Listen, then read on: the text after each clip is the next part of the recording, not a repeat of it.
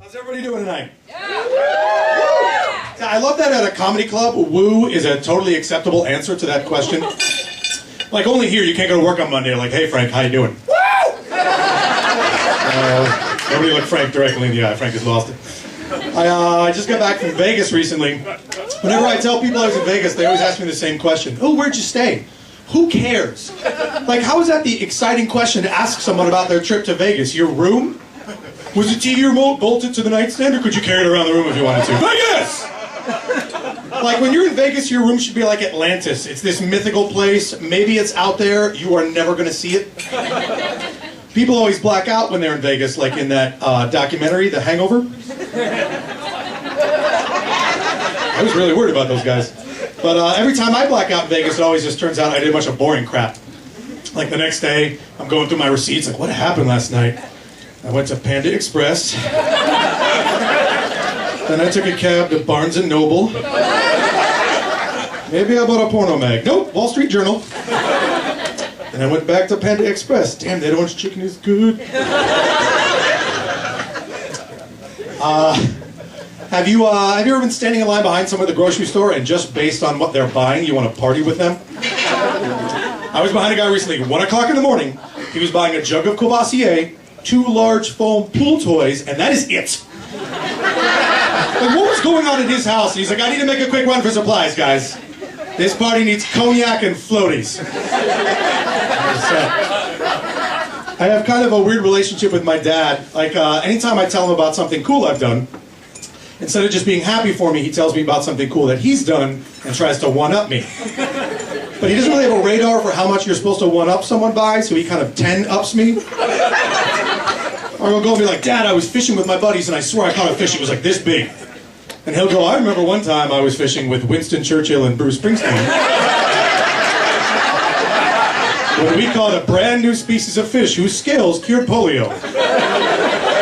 For which we won a Nobel Prize and a Grammy. Bruce and I wrote a song about it. Love you too, Pops. Traffic in LA is really bad, everyone knows this.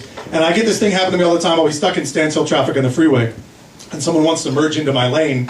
And instead of putting their blinker on and waiting for room to open up, they just stick their arm out the window and point at where they want to go. And then just go there. Like, they don't wait for permission. It's as if just declaring your intention to go somewhere is enough. So I have started just walking up to girls and pointing at their crotch. May as well make room, I'm coming in anyway. It's gonna happen. Thanks. Front row. Love people. I love sports. Basketball is one of my favorite sports. I love the NBA. The NBA is cool because it's really international. Like, there's Spanish guys and Croatian players. But there's no British guys in the NBA. I realize this. And I think it's not because they're not good athletes. I just think that accent doesn't fit that game, you know? They're at the post-game press conference, like, all right, Nigel, take us through that last play when you were down by 1 point with only 2 seconds left to go. Oh, yeah, right. Well, I was dribbling the ball, you know, up, down. And I was about to shoot a three-pointer when I saw my mate LeBron James. Interesting fact. They call him King James, but he's not actually a member of the royal family. Anyway, I seen LeBron down in the hoop, and I thought, well, he's very tall. I'll just throw him the ball, he can dunk it, well, I'll go have a cup of tea. Right, but in their defense, it's not like we're sending our best athletes over there to play cricket or whatever. No one's going, yeah, we're just trying to take it one sticky wicket at a time. You know, not look ahead to the match next fortnight. I'd like to say, God save the Queen.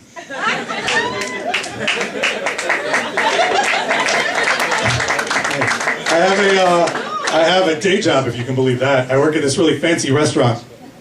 And in an effort to be politically correct, instead of calling them busboys, they call them server assistants. Or if you're abbreviating, essays. So that's better. I sound real good being like, I need a couple of you essays to get together and clear up table 13, thanks. Juan, you were my favorite essay. I've thought about it a lot, and I decided that if college is supposed to prepare you for the rest of your life, then on the tests, all the really difficult questions should be asked by angry women. I find that's usually who's buying the real tough questions in my life. You know, like this next one's a two-parter. What is the atomic weight of tungsten? And whose panties are these? My advice to you is always go with D, not enough evidence to solve. Thanks, guys. My name's TJ.